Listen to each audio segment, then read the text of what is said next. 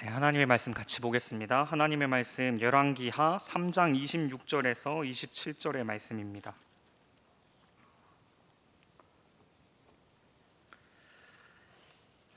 열왕기하 3장 26절에서 27절의 말씀 제가 봉독하겠습니다. 모압 왕이 전세가 극렬하여 당하기 어려움을 보고 칼찬 군사 700명을 거느리고 돌파하여 지나서 에돔 왕에게로 가고자 하되 가지 못하고 이에 자기 왕위를 이어 왕이 될 마다들을 데려와 성 위에서 번제를 드린지라.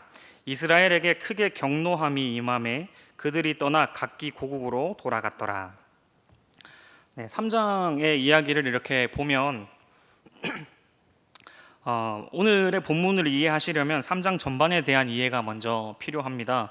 이 열왕기하 3장의 내용을 보면 그 이스라엘이 연합군을 결성하는 장면이 등장합니다.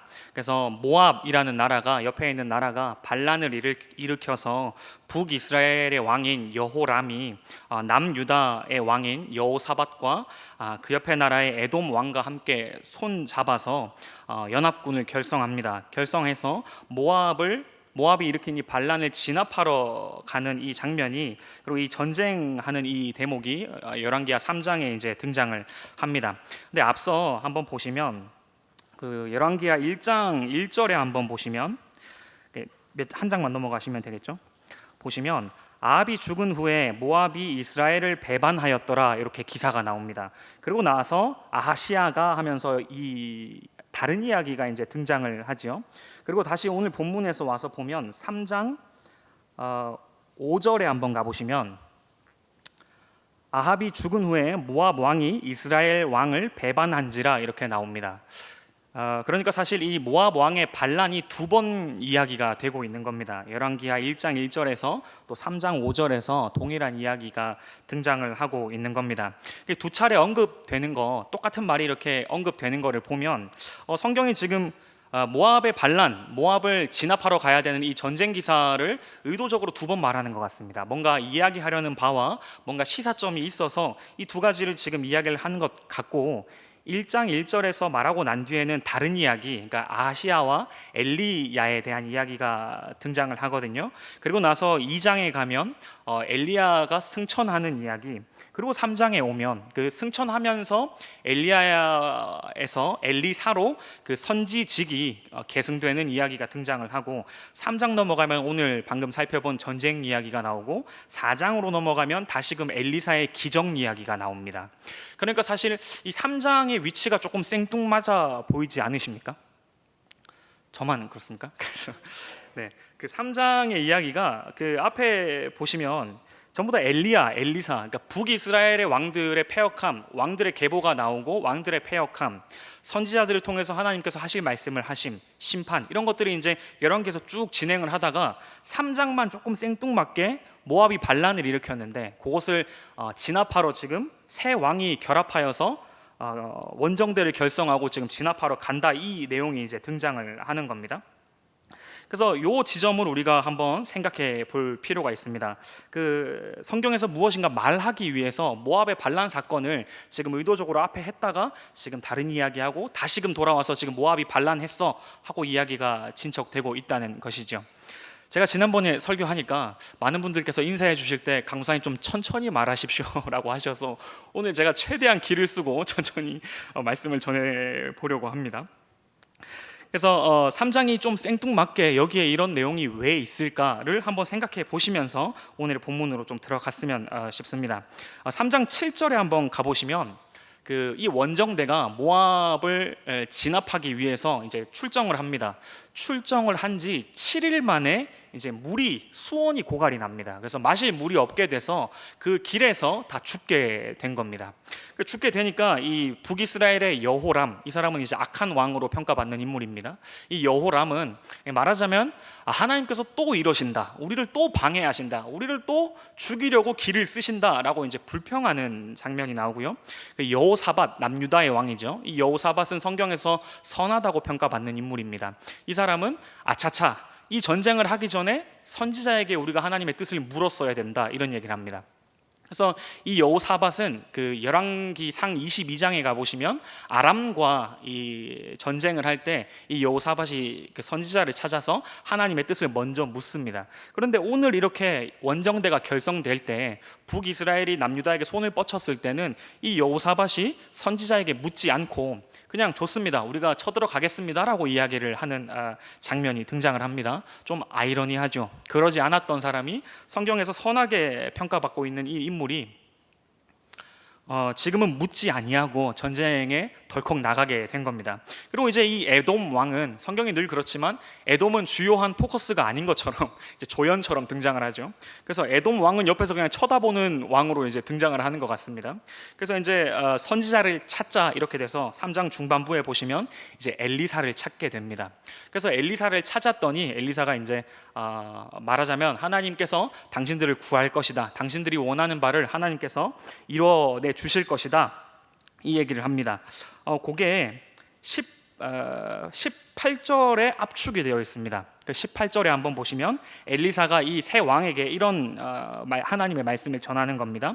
이것은 여호와께서 보시기에 작은 일이라 여호와께서 모압 사람도 당신의 손에 넘기시리니, 이 이야기를 듣습니다. 그러니까 당신들이 이제 전쟁 나가게 되면 모압으로부터 승리할 수 있게 될 거다, 그러니 가라, 그 먹을 물도 하나님께서 준비할 것이다 해서 실질적으로 읽어보시면 뒤에 그 물도 생겨나고 이제 모압을 향해서 쳐들어가는 대목이 이제 등장을 하죠.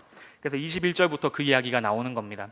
근데 이제 전쟁을 나가서 이제 진군을 하다 보니까 모압 쪽에서 전쟁을 대비해서 전투태세를 갖췄는데 모압 쪽에서 이스라엘 진영을 보고 오판하게 됩니다. 그러니까 하나님께서 직접적인 간섭이 있으셨고 모압 군사들이 오판을 하게 돼서 이스라엘에게 이제 괴멸 직전까지 가게 됩니다. 그러니까 이제 전세가 밀리는 거죠. 그래서 모압이 더 이상 전투를 할 수 없다는 것을 모압 왕이 판단을 하고 이제 오늘의 본문 26절에 가보면 에돔 왕이 있는 곳으로 뚫고 지나가려 하는 겁니다. 그러니까 생각해 보면 그런 겁니다. 이제 전쟁을 하면서 새 지금 연합군이 결성되어 있으니까 보기에 지금 연합군 중에 에돔 왕 쪽이 좀 뚫고 지나가기 좋게 보인다는 거죠. 그래서 이제 뚫고 지나가려고 하는데 전세를 이기지 못하고 지금 뚫고 지나가지 못하니까 27절이 나오는 겁니다. 그러니까 오늘의 대목이죠. 27절에 이에 자기 왕위를 이어 왕이 될 맏아들을 데려와 성 위에서 번제를 드린지라 이스라엘에게 크게 경노함이 임함에 그들이 떠나 각기 고국으로 돌아갔더라 하고 전쟁 기사는 싹 사라지고 4장에 이제 선지자의 제자들 하면서 이제 엘리사 이야기가 쭉 나오게 되는 겁니다. 그러니까 사실 이 대목을 우리가 보면 좀 당혹스럽습니다. 그러니까 모압 왕은 지금 전세를 뚫지 못해서 이 전쟁에서 지금 지게 생겨서 자기의 왕세자를 성 위에 올라가서 인신 제사를 드린 대목이죠. 그래서 이 대목을 볼 때면 굉장히 당혹스럽습니다. 하나님께서 왜 이렇게 하셨는가에 대한 이제 대답을 우리가 좀 찾아봐야 되는 것 같습니다.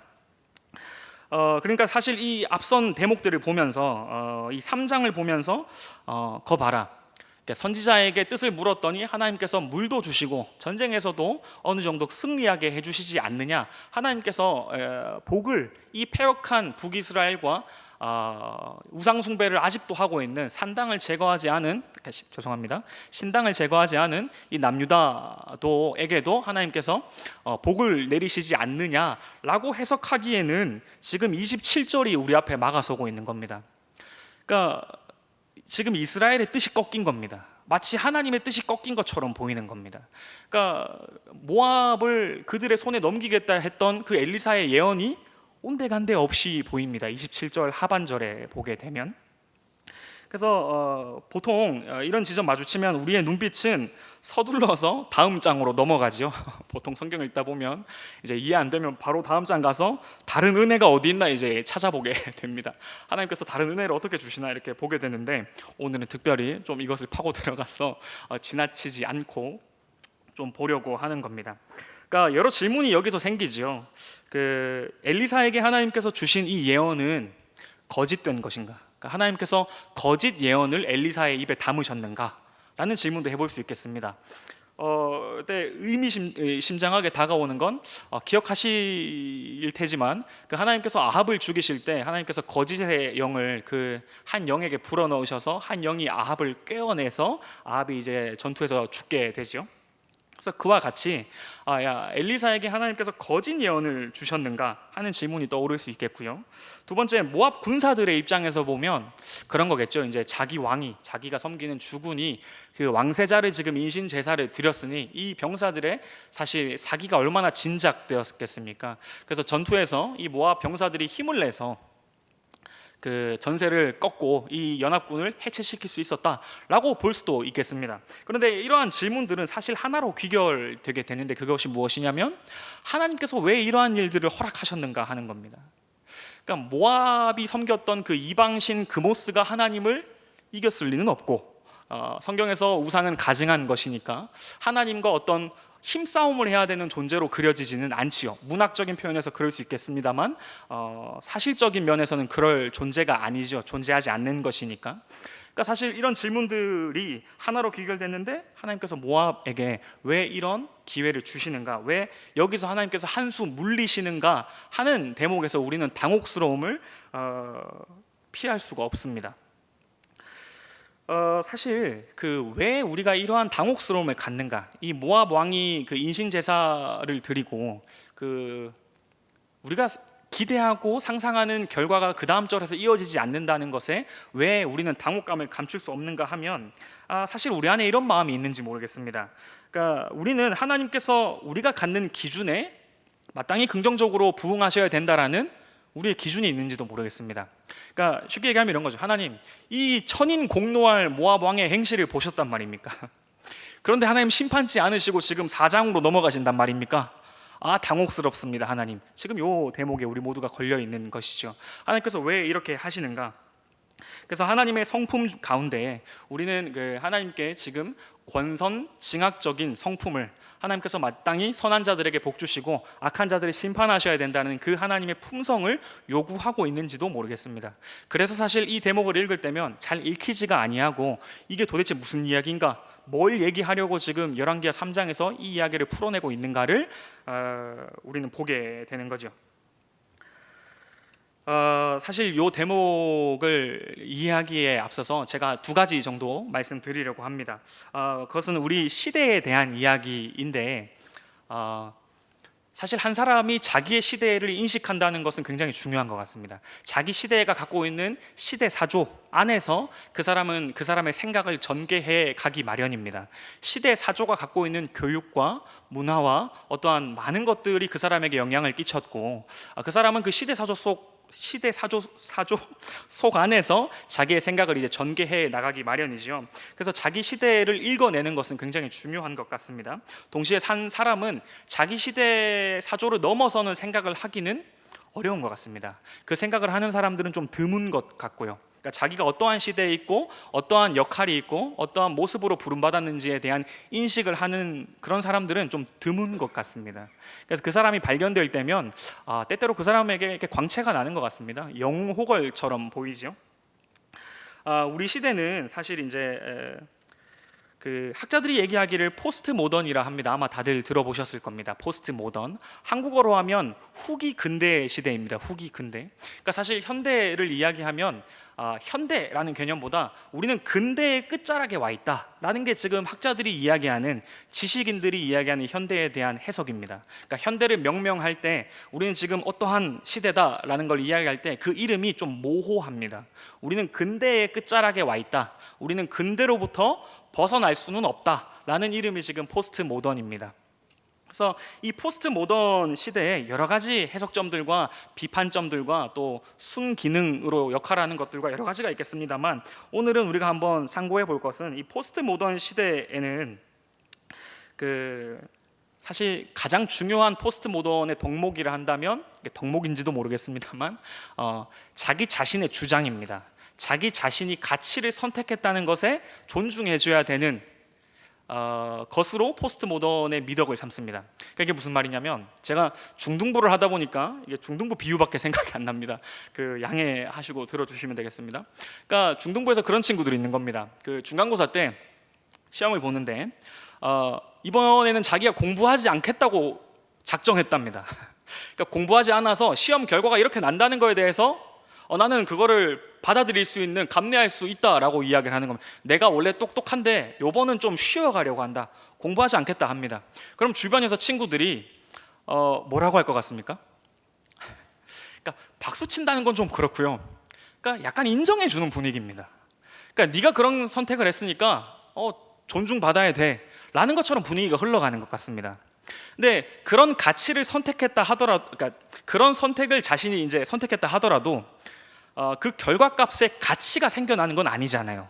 그러니까 내가 공부하지 않기로 했습니다. 그건 나의 선택입니다. 주변에서 박수 쳐줍니다. 너 정말 뚝심 있는 사람이구나. 너 정말 줏대 있구나. 이렇게 얘기합니다. 네, 시험 성적은 당연히 이제 진실이 밝혀 드러나는 거죠. 그러니까 그게 박수 받을 일이 아닙니다. 그러니까 자기가 선택했다고 거기에 가치가 생겨나는 건 아니란 말이죠. 가치 있는 선택을 해야 거기에 박수를 쳐줘야 되는 게 인지상정인 것 같습니다. 그런데 현대는 자신이 생각하는 가치에 자신의 선택을 두었다는 것에 박수 쳐줍니다. 그 결과값이 어떻건 간에 그 사람에게 박수 쳐주는 게 미덕이라고 이야기하는 게 말이 좀 길죠. 포스트 모던 시대입니다. 그래서 보통 그 사람들의 주장을 딱히 검열하려고 하지 않습니다. 그러니까 그 주장을 따져보려고 하지 않고, 그 사람이 그렇게 믿는다고 하면, 그 사람이 그렇게 주장한다고 하고 자신에게 맞는 근거가 발견된다고 본인이 주장하면 그것을 인정해 줘야 된다라고 하는 게 우리 시대 사조 중에 하나인 포스트 모던이 갖는 어떤 힘입니다. 그래서 보통 이 포스트 모던 사회에 살다 보면 이 검열하는 틀이 굉장히 좀 소극적인 것 같습니다. 그러니까 누구나 동의할 수 있는 이 틀이 가령 뭐 살인하지 마십시오, 도둑질하지 마십시오, 옆에 사람에게 해코지하지 마십시오만 남아 있고, 그 외에 다른 어떤 선택들은 그 사람이 자율과 책임으로 가면 된다라고 떠밀어 주는 것 같습니다. 그 사람이 어떠한 선택을 하든지 주변에게 폐만 끼치지 말아라 라고 하는 게 어떻게 보면 포스트 모던이 우리에게 던져주고 있는 메시지 중에 하나라고 볼 수 있겠습니다. 그래서 사실은 이 포스트 모던에서, 이제 포스트 모던의 결론입니다. 오늘 이야기하려고 하는 이 포스트 모던의 한 가지 그 엑기스를 뽑는다면 그 자기 중심적 사고입니다. 그러니까 사람이 언제는 뭐 자기 중심적으로 생각 안 했겠습니까만 다 자기 중심적으로 생각하죠. 역사 속에서 이기적인 존재이고. 그런데 현대는 거기에 박수를 쳐준다는 겁니다. 그러니까 이기적인 거에 있어서 충분히 너가 스스로를 발전시킬 수 있을 정도로 셀피시하게 살면 된다라고, 그거를 좀 이렇게 어떤 도덕적인 틀도 다 해체가 된 것 같고, 그러면 안 돼라고 이야기하는 게 먹히지 않는 듯한, 그러니까 자기 가치만 쫓으면 되는 듯한 사회가 포스트 모던이라는 거죠. 그러니까 자기 중심적 사고의 강화라고 이렇게 좀 이야기를 해볼 수가 있겠죠. 제가 얘기하려고 하는 게 이 포스트 모더니즘에 우리가 살아가고 있는 시대의 한 가지, 첫째가 자기 중심적 사고의 강화입니다. 그리고 이 두 번째는 뭐냐면 이 포스트 모던에 살짝 거슬러 올라가서의 모더니즘인데, 그 근대에서 가졌던 생각입니다. 이 근대에서 가졌던 생각이 지금 포스트 모던까지 이어져 오고 있는 겁니다. 그래서 근대에서는, 근대라고 하면 사실 이제 벌써 설명이 좀 어렵지요. 그 근대라고 하면 그 중세를 문 닫고 나온 거 아니겠습니까? 그러니 근대가 열린 거 아니겠습니까? 그 중세를 문 닫고 나올 때 쉽게 얘기하자면 그 사람들이 어떤 집단이 갖고 있는 어떤 권력이라 했을 때 그 권력이 심지어 고매한 종교의 틀을 갖고 있더라도 사람들을 행복하게 만들 수 없더라는 것을 중세에서 확인합니다. 그러니까 더 쉽게 얘기하면 이제 기독교가 권력을 잡았을 때 인류가 행복하지 않더라는 것을 중세에서 확인합니다. 그게 대표적인 사건들이 여러 가지가 있겠습니다만 십자군 원정을 이야기를 할 수 있겠죠. 그러니까 사람들이 더 낫고 더 발전적인 방향으로 나아가지 못하더라는 것에 많은 사람들이, 인류가 동의를 하고 문을 닫고 나왔습니다. 그래서 더 이상 우리에게 어떤 보편적인 틀을 씌워가지고 너에게 하나님의 뜻이야, 그러니까 너 무조건 순종해야 돼, 교회의 뜻이야, 전통의 뜻이야, 너 순종해야 돼 라는 틀을 이제 해체하기 시작한 게 근대입니다. 그 해체를 시작할 때 가장 먼저 떠오르는 게 이성인데, 쉽게 얘기하면 그런 겁니다. 사람이면 누구든지 공부하고 누구든지 자기가 똑똑하는 것을 공부하면 과거에 인류가 불행했던, 그러니까 맹목적으로 쫓았던 가치들을 우리가 인간적으로 다시금 부활시킬 수 있다 라고 펼치고 나온 게 근대입니다. 그러니까 사실 이 근대 들어보셨겠습니다만 르네상스입니다. 그러니까 인문학의 귀환이거든요. 그러니까 인본주의가 살아나면 인류는 다시금 행복해질 수 있다. 일면 그렇게 흘러갔습니다, 역사가. 그래서 교회의 검열을 벗겨내고 나니까 인류 역사가 굉장히 눈부신 발전을 이루고 했습니다. 그 여러 가지 학문에서 그러하고 여러 가지 문화, 예술, 철학 뭐 따질 것 없이 모든 영역에서 이성이 빛을 발하기 시작했죠. 그게 이제 계몽주의 시대, 인간의 이성 시대라고 불릴 수 있는 겁니다. 지금 이야기하는 게 근대입니다. 이 근대가 사실 그 산업혁명이라는 걸로 굉장히 이렇게 찬란한 문명을 꽃피워냈는데, 이 근대에서 사실 확인하게 된 것은 그 세계대전입니다. 세계대전. 그래서 산업혁명을 통해서 우리가 결론적으로 마주하게 된 게 사실 세계대전, 그러니까 전쟁으로 사람들을 이렇게 휘몰아치게 이래 없는 그 전쟁의 늪으로 사람들을 이제 몰고 갔던 것이죠. 그래서 그 원래 태풍이 지나고 나면 그 땅들이 다 옥토가 되어진다고 하지요. 그래서 전쟁이라는 게 우리 인류사에 아마 저도 아마 여기 계신 교우 여러분들께서도 그 전쟁의 참혹함은 직접적으로 우리가 경험은 못한 것 같습니다. 근데 러시아 우크라이나 전쟁만 봐도 그러하지만 이 전쟁이라는 게 사람들에게 굉장한 그 충격을 주는 것 같습니다. 그 당사자들에게는.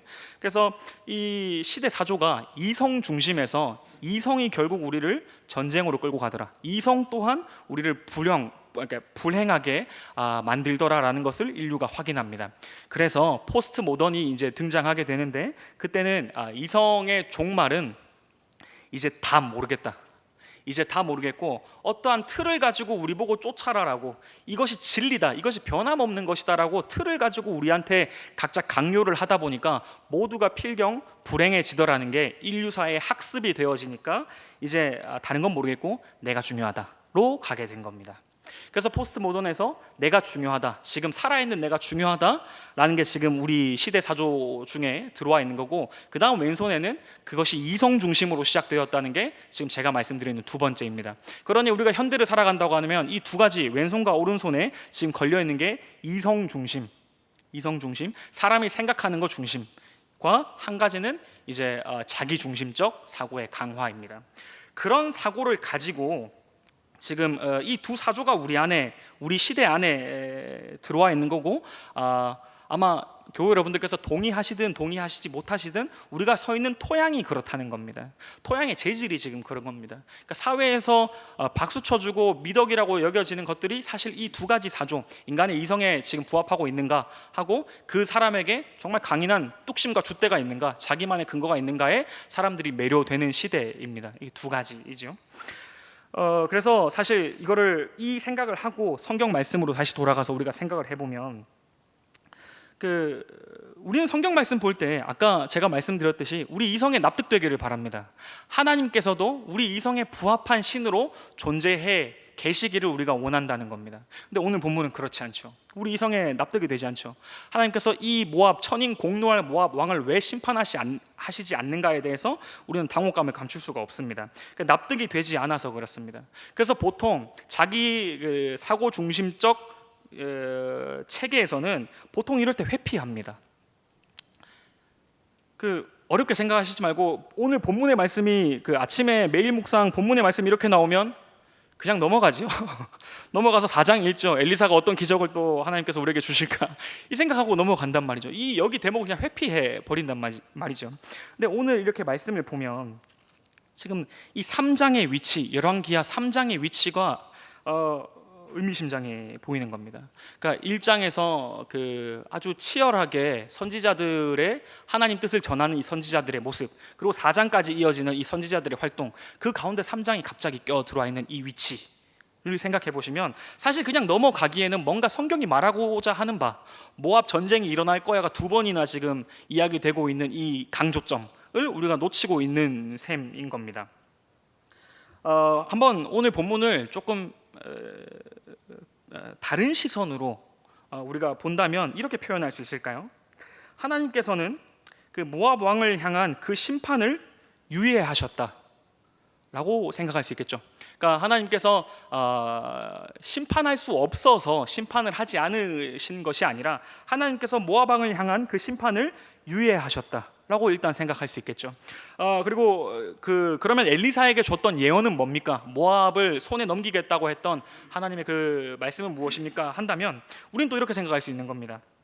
하나님께서는 엘리사에게 자신의 모든 뜻을 계시할 책무에 갇혀 계시지 않는다. 그러니까 하나님께서 엘리사에게 자신의 모든 뜻, 앞으로의 모든 하나님의 지식의 완전을 엘리사에게 부으실 필요가 없으시다는 거죠. 그러한 책무에 하나님께서 갇혀 계시지 않으시죠.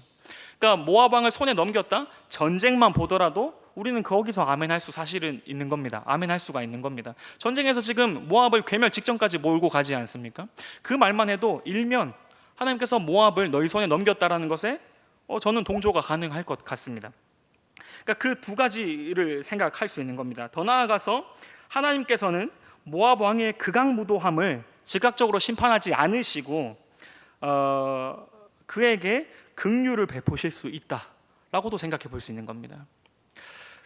사실 우리가 생각을 해보면 하나님께서는 어떤 하나님이십니까? 성경 통틀어서 하나님께서 어떤 하나님이십니까? 하면 비신자들도 이야기하는 게 사랑의 하나님 아닙니까? 하나님께서 긍휼을 베푸시는 하나님, 인류에게 도움이, 어떻게 표현하기에 따라 다르겠습니다만 도움이 되시는 하나님이라고 표현할 것입니다. 거기에는 비신자들도 일면 동의할 수가 있을 것입니다. 그러니까 우리는 하나님께서 정말 긍휼을 베푸신다, 사랑이 가득하시다라는 생각을 하면서도 오늘 이 모압 왕을 보면 이 모압 왕에게 마저 하나님께서 긍휼을 베푸신다는 사실에 우리는 마음에 들지 않는 겁니다.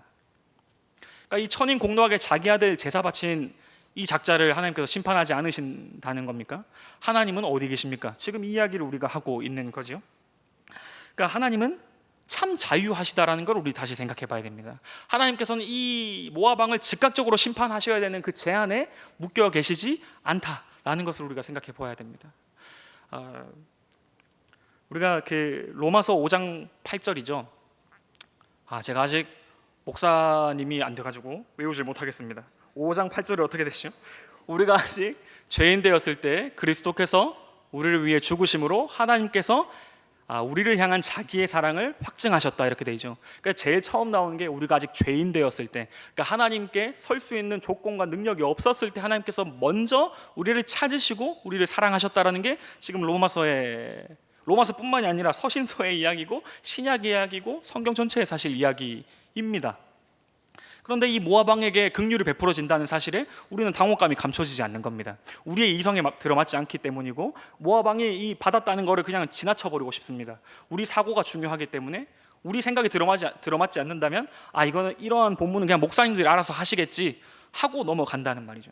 그렇지 않습니다. 그러니까 우리가 로마서 5장 8절, 아니 성경에 드러나 있는 긍휼을 베푸신 하나님을 현실적인 역사에서 바라볼 수 있는 대목이 지금 27절입니다. 모압 왕에게마저 하나님께서는 긍휼을 베푸실 수 있구나. 더 나아가서는 극악무도한 이 사람도 하나님의 은혜를 모르겠습니다, 일시적으로나 영원하거나 입을 수 있구나라는 사실에 우리는 기독교 신앙이 좀 더 확장되는 것 같습니다. 우리만의 하나님, 이스라엘의 하나님이 아니라 지금 모압 왕에게도 하나님은 하나님 되심을 지금 유지하고 계신 겁니다. 하나님의 뜻을 이루시는데 지금 모압 왕의 그러한 천인 공노할 어떤 행동도 하나님께는 거부되지 않는다라는 겁니다. 하나님께서 모압 왕에게 복 주시는데 어떠한 조건이 돼서 하나님께서 이 작자의 심판을 무조건 하셔야 된다라는 것으로부터 자유로우시다는 겁니다. 하나님께서 이 사람도 들어서 하나님께서 복을 주실 수 있다라는 것을 지금 이 본문에서 이야기를 하는 겁니다. 다시 돌아와서 이 위치를 다시 보면 치열하게 지금 선지자들 나와서 아주 역사에 일일이 들어오셔서 직접적으로 들어오셔서 하나님께서 이러면 벌 받는다, 하나님께서 원하시지 않는다, 이런 얘기를 하시다가 3장에서 모압 왕 하나님께서 한 수를 물려주시는 것을 통해서 우리가 뭘 보냐면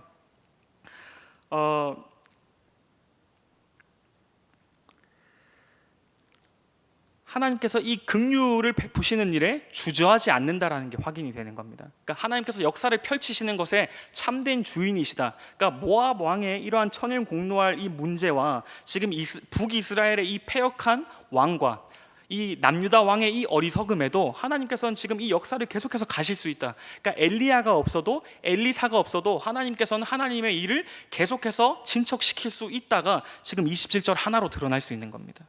그러니까 모압 왕을 즉각적으로 심판하시지 않으시고 긍휼을 베푸심으로써 역사에는 if가 없다 하지요. 역사에는 만약이 없다고 합니다. 제가 지금 역사를 결론적으로 이야기를 하는 게 아니라 결과론적으로 이야기하는 게 아니라 모압은 여기서 괴멸당하면 안 됩니다. 모압은 하나님께서 모압을 향한 뜻이 있습니다. 이 땅 지켜가지고 나중에 제국들에게 땅을 물려줘야 되지 않습니까? 중간사 같이 공부하신 분들은 아시죠? 이 모압 왕의 땅이 넘어가서 그 제국들이 커져서 나중에 북이스라엘도 흩어버리고 남유다도 포로로 데려가야 되는 그 제국이 등장해야 되지 않습니까? 그러니까 역사적으로 지금 그 에돔 왕, 북이스라엘 왕, 남유다의 왕들은 지금 고국으로 돌아가면서 엘리사의 말은 뭐야? 현실 속에서 해석되고 되지 않는 지점들이 있습니다. 도대체 하나님께서 왜 이러시는 거야? 그리고 각기 고국으로 떠나가는 그 현실이지만 우리는 역사 속에서 하나님께서 어떠한 수를 놓으셨는지 보게 되는 겁니다. 하나님께서 이렇게 하심으로써 그리스도가 오실 토양이 만들어지는 겁니다. 하나님께서 이 패역한 이 답이 없는 현실 속에서 그리스도를 이렇게 심는 이 배경을 삼으십니다. 그러니까 하나님께서 제한이 없으시다라는 게 정말 역사 속에서 우리가 실제적으로 보는 것이죠. 시간과 역사 속에서 하나님께서 어떠하게 이러한 결론을 내시는가를 우리는 확인해 보게 되는 겁니다. 그래서 이 3장의 위치를 좀 기억하시면 좋겠습니다. 이 열왕기가 진척되는 가운데 정말 바삐바삐 흘러가는 가운데 모압의 반란 사건이 2번이나 이야기되는 이것, 그러니까 하나님께서 역사를 진척해 나가시는데 지금 왕들을 들어서 선지자를 들어서 그것을 하시는 것처럼 보이지만 이들이 없어도 하나님께서 모압 왕에게, 역사에게, 인류에게 하나님의 긍휼을 베푸시는 것에는 전혀 문제가 되지 않는다라는 게 모압 왕에게 한 수를 물려주시는 것으로 우리는 생각해 볼 수가 있는 것입니다. 그래서 하나님께서 참 자유하십니다. 정말 자유하신 하나님, 복 주시는데 주저함이 없으신 하나님을 모압 왕을 보면서도 우리는 느끼는 바입니다. 그래서 보통 우리가 교회의 하나님, 교회 안의 하나님만 쉽게 생각하기 십상입니다. 십상. 그래서 교회의 하나님, 하나님께서 예배 나오는 자들의 하나님 되심을 유지하신 하나님으로만 생각을 하나, 우리가 살아가는 6일간에 세속에 나가서 살아갈 때도 하나님은 그들의 하나님 되심도 그들 안에 하나님의 일하심이 있다라는 것을 우리가 생각해 볼 수가 있는 것입니다. 그래서 우리가 기독교에서 보통 그러나 우리의 사고틀에 갇히지 않는 이 하나님을 마주할 때면 기독교에서 보통 그 하나님을 뭐라고 표현하시는 줄 아십니까? 네, 설교 말미에 제가 질문을 던짐으로써 설교가 이제 다 마쳤다는 신호를 드립니다. 보통 우리 머릿속에 들어오지 않는 하나님의 일하심을 만날 때 그 성경 인물들이 표현하기를 하나님은 거룩하시다 표현합니다. 하나님은 거룩하셔서 우리 틀에 갇혀 계시진 않는다. 하나님은 전통과 관습의 주인이시고 근원이시지 그 전통과 관습에 매여 계시지는 않는다라는 것을 이 명절에 함께 상고해 볼 수 있는 저와 여러분 됐으면 좋겠습니다. 기도하겠습니다. 거룩하신 아버지 하나님, 주님께 긍휼을 입어 주님의 일을 보게 하시고 참여케 하시니 감사합니다. 때때로 우리가 풀리지 않는 의문들과 답답함에 둘러싸여서 한숨으로 깊어지는 시간을 채워나갈 때 주님의 자유하심과 능하심으로 우리와 세계를 다스리심을 깨닫게 하옵소서. 수천 년 전 그들이 전쟁터에서 느꼈을 그 당혹스러움을 우리의 현실을 바라보며 동일한 감정을 느낍니다. 말씀을 통해 바라볼 때 하나님의 하나님 되심을 오늘 저녁에 묵상하게 하여 주시고 그리하여서 하나님을 담는 우리의 시야가 생겨나게 하시고 그로 말미암은 넉넉함이 우리 안에 자라나도록 주께서 인도하여 주시옵소서. 예수님의 이름으로 기도드립니다. 아멘.